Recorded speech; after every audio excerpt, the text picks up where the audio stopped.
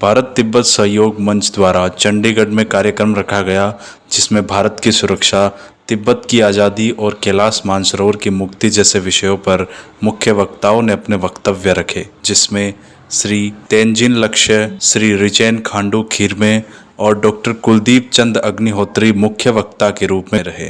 कार्यक्रम में निर्वासित तिब्बती सरकार के प्रतिनिधि ने कहा कि तिब्बत भारत और चीन के बीच बफर स्टेट नहीं बल्कि दो प्राचीन सभ्यताओं के बीच एक पुल है। कि आंदोलन के ऊपर अगर चर्चा करें तो अभी श्रीमान खीरमे जी ने कहा कि परम पावन दलाई लामा जी जब चीन ने तिब्बत को कब्जा किया था 1959 में, तब भारत सरकार और भारत के लोगों ने प्यार दे के भारत में इतना सम्मान दिया, इज्जत दिया और यहाँ पे इतना उनको नेशनल गेस्ट के रूप से इतना सम्मान दिया।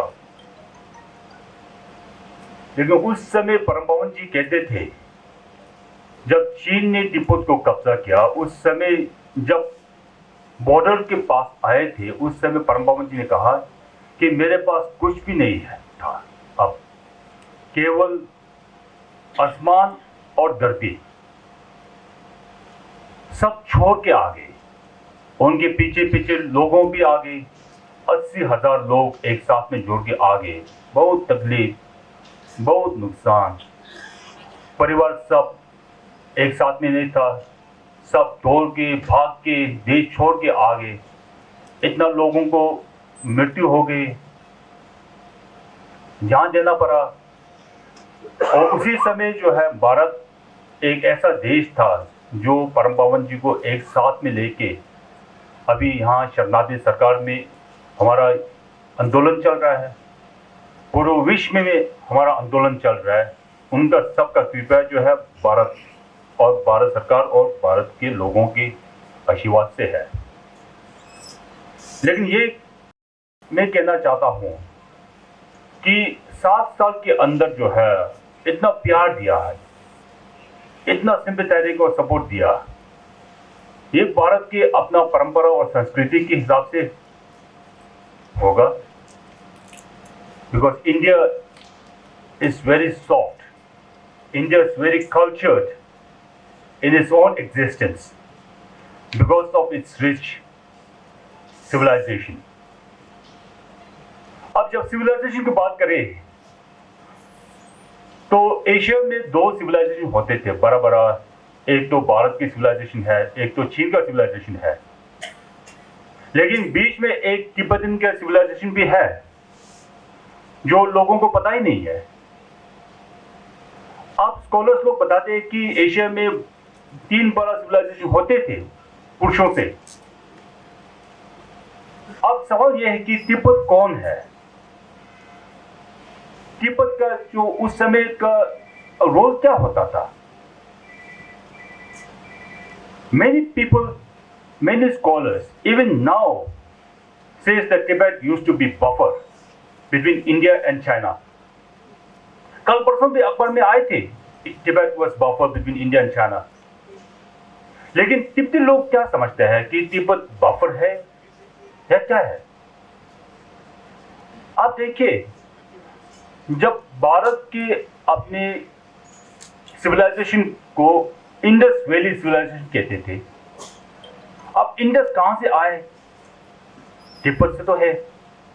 अगर तिब्बत से इंडस नहीं आया तो भारत की सिविलाइजेशन कहां पे होगा?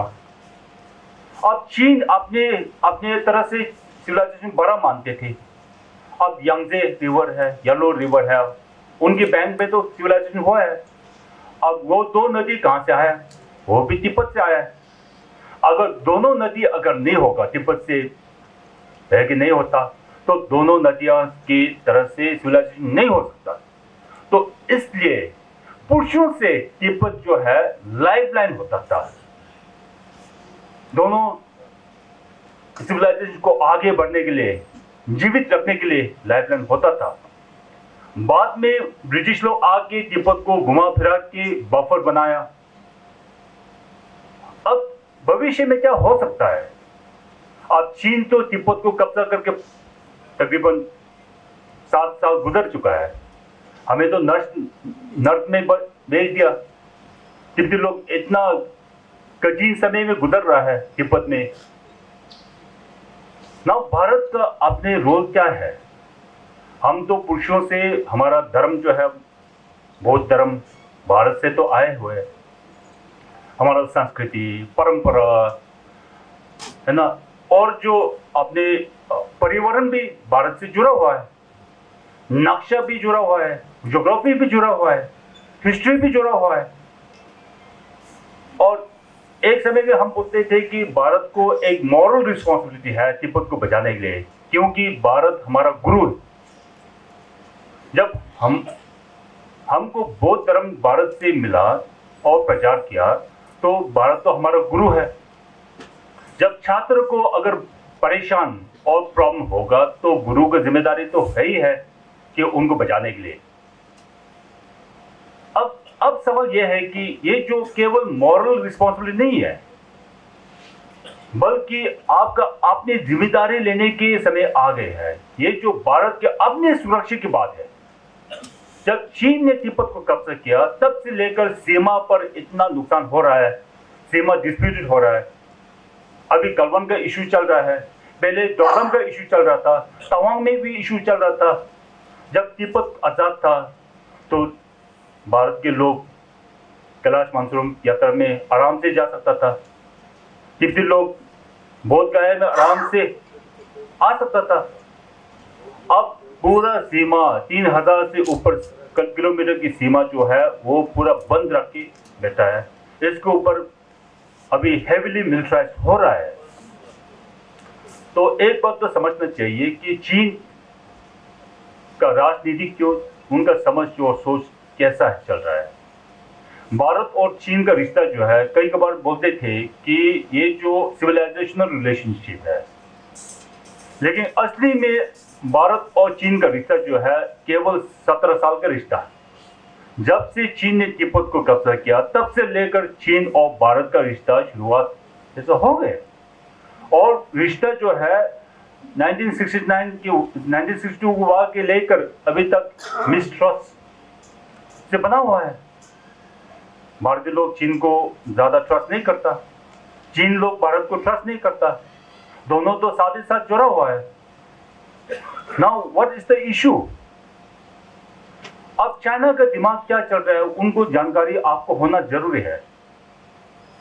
जब चीन जो है कॉलोनियल स्टेट है, चीन ने जब तिब्बत को कब्जा किया तो वो कॉलोनियल स्टेट बन गए हैं।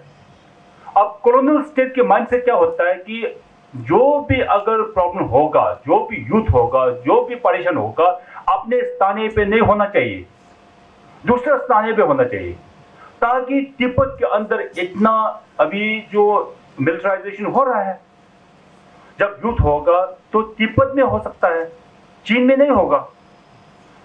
युद्ध करने वाला चीन है, लेकिन स्थानीय जो है तिब्बत को वो यूज कर रहा है और उनके वजह से भारत को भी नुकसान हो रहा है। तो भारत और तिब्बत को नुकसान हो रहा है, चीन तो वहां पे बैठा है आराम से। तो इसी लेकर आप अपनी तरह से सोचना चाहिए कि आप भारत के भविष्य क्या है। और दूसरा जो पर्यावरण, एक सवाल मैं रोज पूछते रहते हूं कि सरस्वती रिवर जो है, नदी जो है, कहां पर है आजकल? भारत में बड़ा बड़ा नदी होता है ना, और नदी जो है सेक्रेट है, गंगा है, ब्रह्मपुत्र है, सब सेक्रेट है। अब सरस्वती जो अभी कहां पर है, वो सवाल आपको रखना पड़ेगा। और भविष्य में ऐसा भी हो सकता है कि तिब्बत के पर्यावरण में अभी नुकसान इतना हो रहा है कि आपको सोचना पड़ेगा कि गंगा कहां पर है, ब्रह्मपुत्र कहां पर है। क्योंकि अभी तिब्बत में ग्लेशियर्स जो है 46,000 ग्लेशियर्स, रिकॉर्डेड ग्लेशियर्स जो है वो सब मेल्ट हो रहा है क्लाइमेट के कारण से, ग्लोबल वार्मिंग के कारण से। जब ग्लेशियर्स जो पानी में होगा तो फ्लड होना ही है, तभी तो असम में होगा फ्लड। आजकल तो असम, केवल असम में नहीं बल्कि पूरा हिमालय क्षेत्र में फ्लड हो रहा है। और एक समय आएगा जब तिब्बत में बर्फ नहीं होगा, ग्लेशियर्स नहीं होगा, तब तो नदियां नहीं होगा, तब उस समय भारत का अपने सिक्योरिटी के ऊपर बहुत दिक्कत हो सकता था। तो इसीलिए आपको अपनी सुरक्षा के लिए तिब्बत को अपना ही सोच के आप तिब्बत के आंदोलन में जुड़ना बहुत जरूरी है और समय भी आ चुका है। पंजाब और अरुणाचल प्रदेश का एक कॉमन सिमिलरिटी क्या है? आप पाकिस्तान बॉर्डर में है, हम चीन के बॉर्डर में है। आप हमने 1962 का लड़ाई देखा, आपने 1965 का यह लड़ाई देखा आपने। तीसरा यहाँ आपके 1962 साल का यहाँ हमारे बहुत ये क्या है कि वो ब्रेव सन सुपुत्र पंजाब के ब्रिगेडियर होशियार सिंह जिसका जो वहां में जो कुर्बान किया था 1962 में, उनका आज तक हमारे गांव में, जिस गांव में रूपा है मेरे गांव का नाम, वहां आर्मी हेडक्वार्टर है और उसके जो गांव में आने का जो हमारा जो पुल बना कर रखा हुआ है उसका नाम ब्रिगेडियर होशियार सिंह रखा हुआ है। वो कनेक्टिविटी है इस देश या पंजाब के सुपुत्रों और हमारे देश के बहुत बड़े ब्रेव सन, उनका वहां है। और इसलिए मुझे बहुत अच्छा लगा कि जब यहाँ ग्रेवाल जी ने, कुलदीप अग्निहोत्री लोगों ने, यहाँ प्रदीप जोशी ने यहाँ एक प्रोग्राम बनाया, कहा कि मुझे आना पड़ेगा। मैं सोचा कि मैं प्रोग्राम टाइम निकाल लेता हूँ, इस तरह से यहाँ आए। और ये जिस तरह से विजय शर्मा जी ने कहा कि 1962 में जो हमें जो लड़ाई हुआ है, एक बात तो मैं ये कहना चाहता हूं कि भारत के लोगों को एक हम संदेश पंजाब और अरुणाचल के लोगों का, या हमारे जितने सीमांत में लोग हैं, ये जो आपके हिमाचल से, लद्दाख से लेके, हिमाचल से लेके फिर उधर में सिक्किम और अरुणाचल से लेके, हम ये भारतवासी को यह आश्वासन देना चाहते हैं कि इस देश का सीमा जो है वो हमारे भारतीय का फौज और सीमांत पार में जो भाई बहन रहते हैं उसके हाथों में सुरक्षित है। ये हमें कोई नहीं हिला सकता है। मैं जिस प्रांत से आता हूं वो है अरुणाचल प्रदेश, जिसको आज चीनी ने स्वीकृति नहीं दिया है। भारत के अंश है, भारत के, वो अभी तक उन्होंने स्वीकार नहीं दिया है, स्वीकृत नहीं दिया है। मैं लेकिन हम यही कहना चाहता हूं कि हम अरुणाचल के पूरे लोगों के ओर से भारतवासियों को यही कहना चाहते हैं, पूरी दुनिया को हम ये कहना चाहते हैं कि अरुणाचल भारत के पहले अंश से भारत के हैं और भारत के रहेंगे। इसको कोई विरोध कर नहीं कर सकते।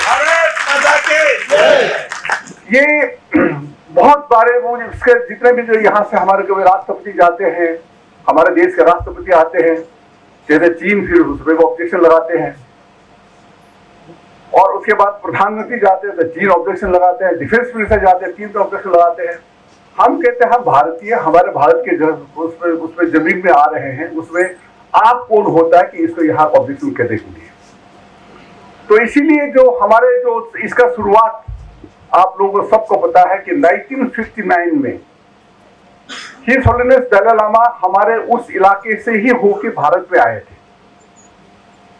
ये हमने उसको वहां से जिबीथांग बोल के, वहां वो बॉर्डर इलाका है, वहां छूथांगू, जहां हमारे हिंदुस्तान के फौज, हिंदुस्तान के एडमिनिस्ट्रेशन सरकार की ओर से वहां में जो वहां 1959 में रिसीव किया है, वो जमीन, वो जगह अभी भी वहां सुरक्षित है, अच्छी तरह से लिखित में उसको रखा हुआ है।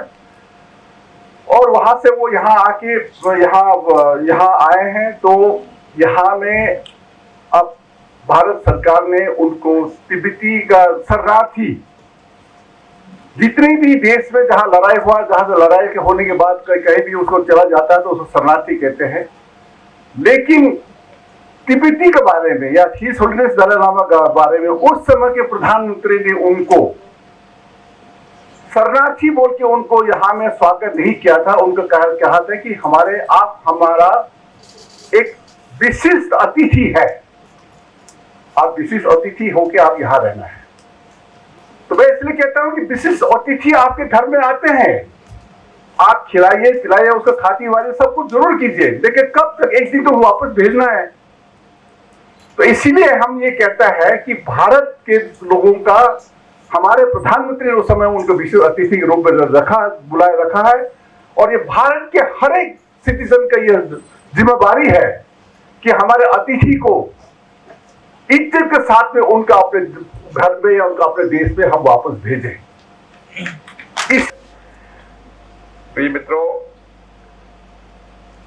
पंजाब का तिब्बत से क्या रिश्ता है? अभी शायद अपने खिरमे जी ने तो कुछ बताया कुछ कि हमारा ये रिश्ता है, लेकिन एक और बड़ा जबरदस्त रिश्ता है। गुरु नानक देव जी यात्रा करते करते तिब्बत चले गए थे। तिब्बत में भी कैलाश मानसरोवर पहुंच गए थे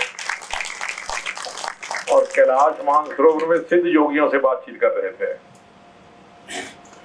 और तिब्बत के अभी भी कुछ हिस्सों में जहां गुरु नानक देव जी यात्रा करते हुए गए, उन्होंने जो भगवान बुद्ध को मानते हैं, अब ज्यादा तिब्बत के लोग भगवान बुद्ध के अनुयायी हैं, तो जैसे हमारे यहाँ मंदिर गुरुद्वारा होता है, वहां इस प्रकार से बौद्ध विहार होता है, मठ कह लीजिए, बौद्ध विहार कह लीजिए, जो मर्जी कहिए। उसमें एक छोटी सी फोटो कई जगह नानक देव जी भी लगाते हैं और कहते दिलाई ये नानक लामा है। नानक लामा जाने, लामा साधु संतों को कहते हैं, जो महात्मा लोग होते हैं उनको लामा कहते हैं। मैं अरुणाचल प्रदेश में, माननीय प्रदीप जोशी जी अरुणाचल प्रदेश में थे, तभी इनसे ज्यादा संपर्क हुआ था। हम एक स्टूडेंट्स को लेकर तवांग जाते हैं। आप में से जो लोग मिलिट्री में रहे होंगे या जिनके पेरेंट्स रहे होंगे, वो जानते हैं कि तवांग बिल्कुल तिब्बत की सीमा पर है।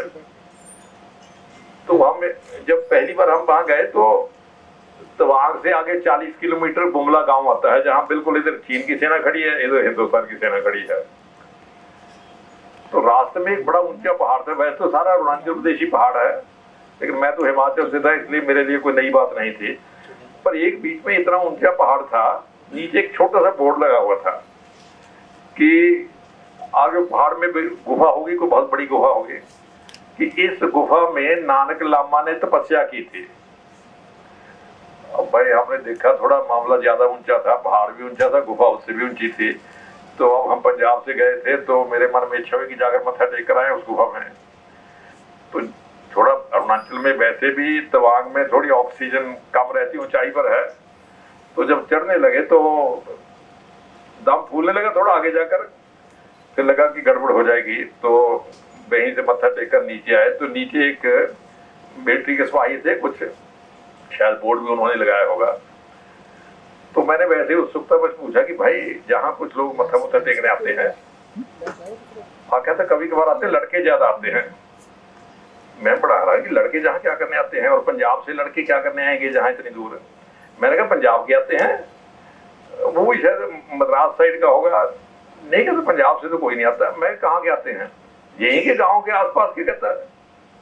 अब गांव के आसपास के तो वहीं के लोकल लोग थे, कोई भाई तेंजिंग था, कोई लक्ष्य था, कोई एक प्रकार से वहां के जो जिस प्रकार का नाम है, कोई खिरमे, कोई खांडू, जिस प्रकार के नाम थे। मैं वो जहाँ क्या करने आते हैं? कहते जब एग्जामिनेशन नजदीक आता है, वो अपनी कॉपी लेकर आते हैं, नानक लामा की गुफा में कॉपी रख जाते हैं कि दूसरे दिन लेकर चले जाएंगे, फर्स्ट डिवीजन आ जाएगी। अब भाई भगवान जाने फर्स्ट डिवीजन आती थी कि नहीं आती थी, ये तो मैं कुछ नहीं कह सकता। लेकिन अरुणाचल प्रदेश के तवांग के आसपास के गांव के बच्चे, उनका नानक लामा पर इतना विश्वास है कि फर्स्ट डिवीजन में पास कर देंगे। ये हिंदुस्तान को जोड़ने की कथा कहानी है।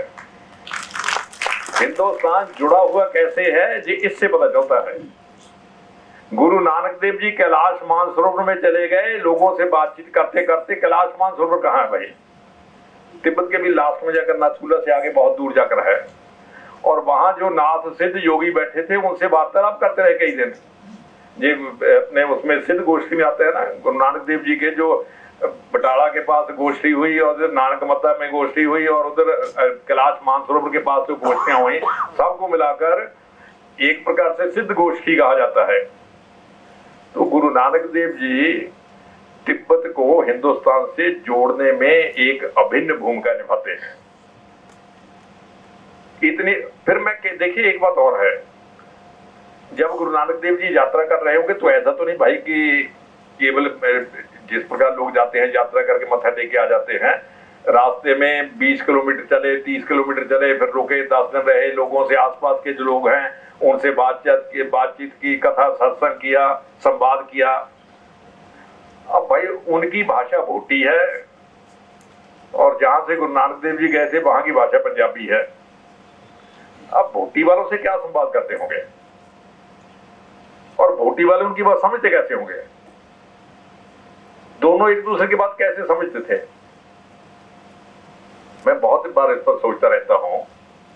जो व्यक्ति पैदल यात्रा करके चलता है वो धीरे धीरे भाषा भी सीखता जाता है, जो जहाज से जाता है उसको भाषा नहीं आती।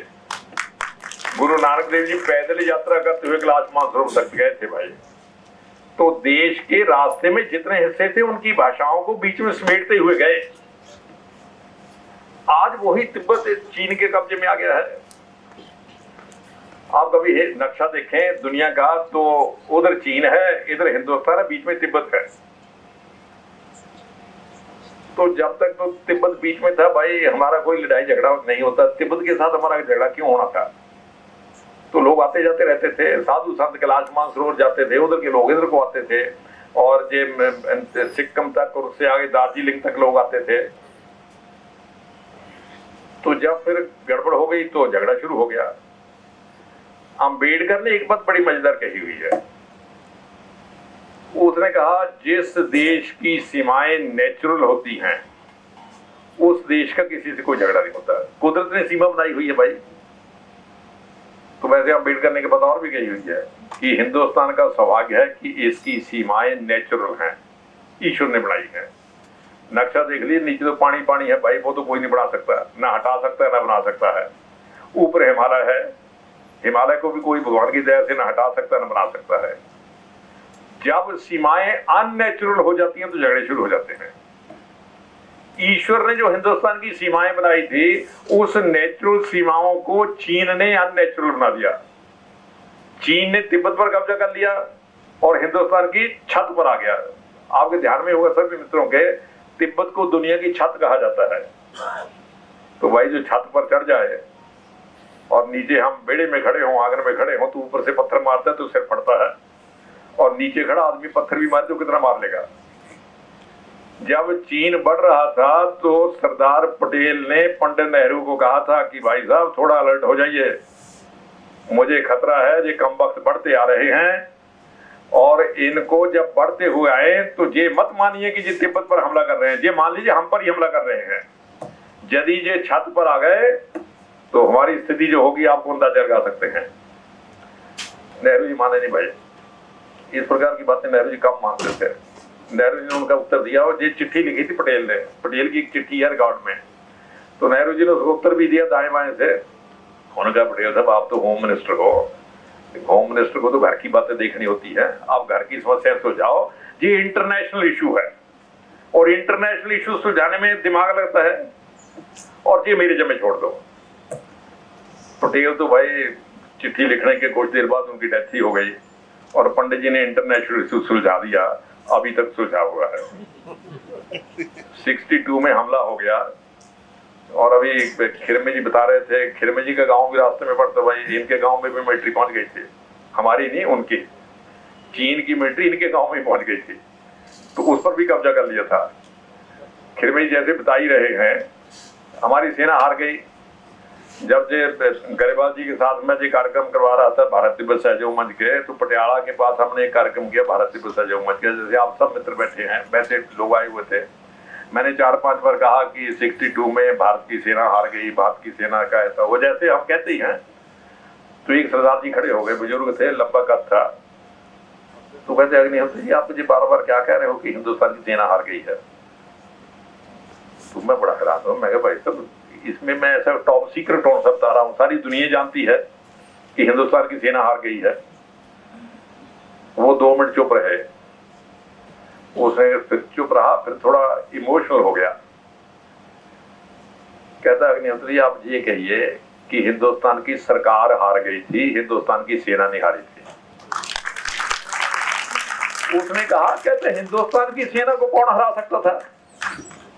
कहता भाई जब हमको उठाकर किसी को, जैसे खिरमे जी ने कहा ना, किसी को महाराष्ट्र से, किसी को बंगाल के से, किसी को जलंधर से, किसी को कहीं से उठाकर तुरंत फेंक दिया तवांग में। और तवांग में जैसे मैंने आपको बताया भाई, आप भी हम गए थे तो गुफा में जाने की हिम्मत नहीं कर पाए। सर्दी बहुत थी, भयंकर सर्दी थी, ऑक्सीजन की कमी थी। और जब सेना को फेंका, ना बूट थे, ना कपड़े थे, ना बंदूकें थी। बंदूकें मतलब कौन सी थी? ये जो हमारे कॉलेजों में एनसीसी वाले बच्चे कम बंदूक यूज करते ना, वो जो इंस्ट्रक्टर होता है वो दिखाता है कि भाई इधर देखो, ये बीच में एक डंडा है, इसके में छेद है, उस पर निशान, उसको देखो, उसके आगे एक फिर छेद है, उसको देखो, फिर इधर से वो दबाओ, ट्रिगर या क्या होता है वो दबाओ, लेकिन ध्यान रखो कहीं कंधा ना टूट जाए, इसलिए ध्यान से दबाओ और तुरंत ऐसे हो जाओ। तो फिर एक गोली निकलती है, जब 3-4 निकलती वो इंस्ट्रक्टर कहता है थोड़ा रुक जाओ, नाली गर्म हो गई हुई, फट ना जाए। तो इंडियन आर्मी के पास ये बंदूकें थी जिनकी नली गर्म हो जाती थी, फट ना जाए, और उनके पास थे मॉडर्न वेपन। उसके बावजूद भी उस सरदार जी ने मुझे कहा, वो जो जिनके सूबेदार होंगे आर्मी में, कहते मैं उन दिनों सूबेदार था, उसने कहा मैंने अकेले ने 32 चीनी मारे हैं। मैं क्या भाई साहब आपने 32 कैसे मार दिए? बंदूक तो आपकी ऐसी थी जो फट जाती है। उसने कहा हमारी बंदूकें बता के तो हमारी तो गोलियां भी खत्म हो गई थी, फिर तो हम निकल आए, वो बंदूक के पीछे छुरी सी लगी होती है, क्या उसको कहते हैं, फिर तो कहते हैंड टू हैंड हो गया, और चीनी हमारा मुकाबला कहते कैसे कर सकते थे? मैं क्या क्यों नहीं कर सकते थे? कहते इतना उनका कद, हमें तो देख कर डरते थे, मैंने अकेले ने 32 मार दिया। जी आपके इधर लद्दाख में जो आपके रेवाड़ी की बटालियन थी, रेवाड़ी 128 फौजी थे, और जो हेड था उसने कहा भी कि आप वापस हो जाओ, एक सिंगल आदमी पीछे नहीं था। 128 के 128 मारे गए। हिंदुस्तान की फौज बिल्कुल नहीं हारी, हिंदुस्तान की सरकार हार गई। लेकिन बदकिस्मती ये होती है, कोई घर का आदमी गलती करे, भाई मान लीजिए आपका बाप गलती करे तो बच्चों को नुकसान होता, और किसको होगा? गांव का सरपंच गड़बड़ कर दे तो गांव को नुकसान होगा, किसी देश का हेड गड़बड़ कर दे तो पूरे देश को नुकसान होता है। हमारे देश के हेड ने ही गलती कर दी और हजारों लोग मारे गए, हजारों किलोमीटर जमीन कब्जे में आ गई, और तिब्बत तो गया, हिंदुस्तान का भी बहुत सा हिस्सा चला गया। और जिस इलाके में पूरे हिमालय में हमारे 10 सिपाही नहीं होते थे, अब वहां करोड़ों रुपए खर्च करके लगातार आर्मी लगानी पड़ रही है। और अभी भी सरकार की नीति क्या है तिब्बत के बारे में?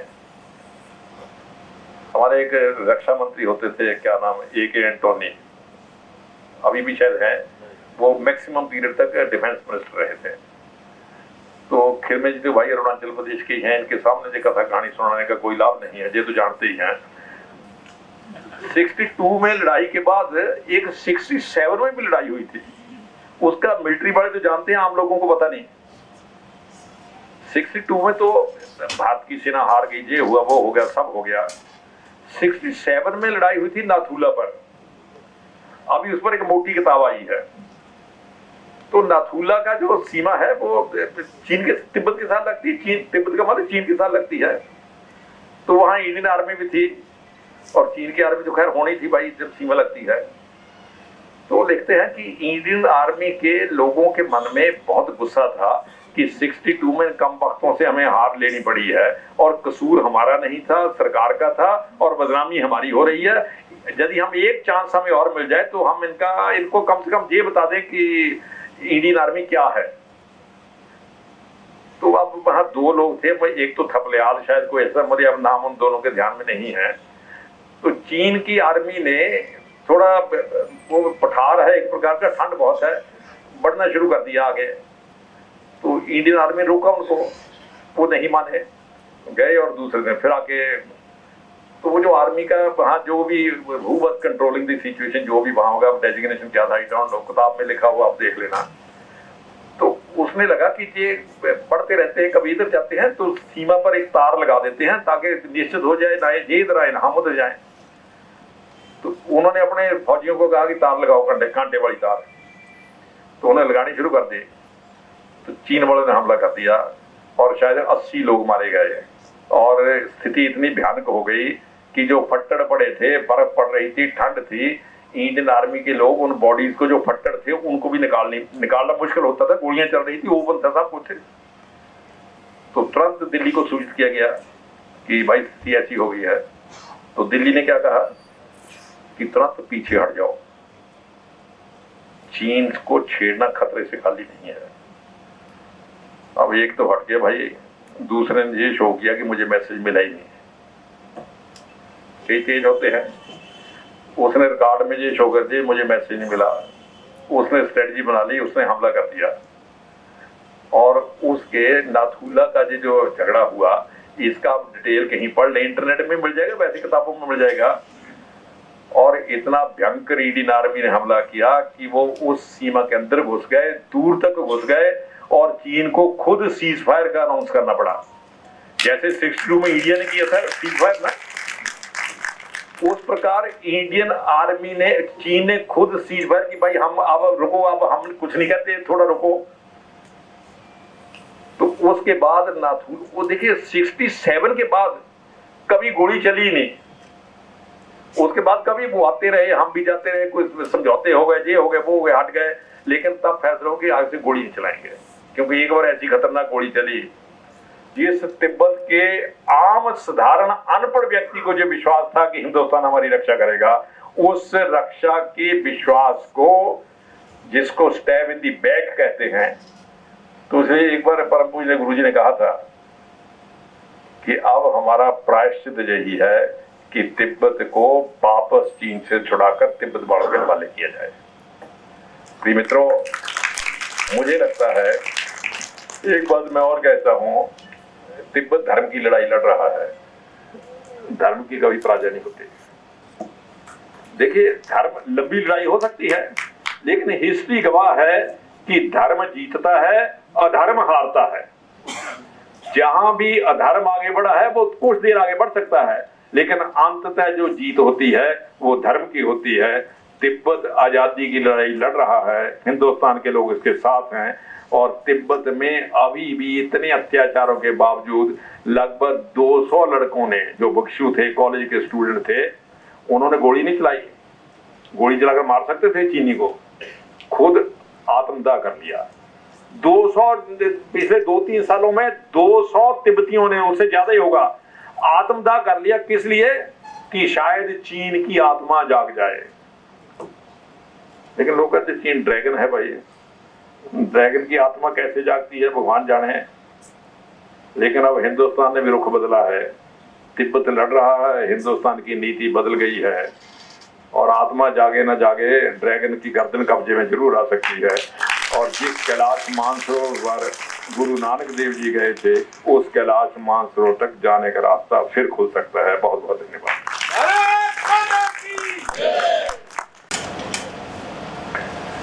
हम जिस दुनिया में रह रहे हैं, उस दुनिया में हमको स्वबोध आवश्यक है। हम स्वयं क्या है, और उससे भी ज्यादा आवश्यक है शत्रुबोध। शत्रुबोध होगा तो शायद हम दुनिया में आगे बढ़ सकते हैं, आक्रमण से बच सकते हैं, और भारत का मिशन इसी में आया है। मुझे लगता है भारत तिब्बत सहयोग मंच की ये जो यात्रा है, ये भारतवर्ष में स्वबोध और शत्रुबोध को स्पष्ट करने वाली एक लंबी यात्रा है, एक बड़ा मिशन लेकर चलने वाली यात्रा है। भारत का अपना स्वभाव है, भारत की अपनी ये लंबी यात्रा है, भारत के उसमें व्यवहार है, भारत का आदर्श है। हमने सीमा के बारे में कभी इतनी चिंता की ही नहीं होगी शायद पूर्व काल में। दृष्टिकोण हमारा अलग है ना, हम अध्यात्म आधारित देश है, तो हमको इतनी दुनिया से शत्रुता लेने का हमारा स्वभाव नहीं रहा, और दुनिया इतनी एक प्रकार से शत्रु भावना से कुछ कर सकती है ऐसा भी नहीं लगा।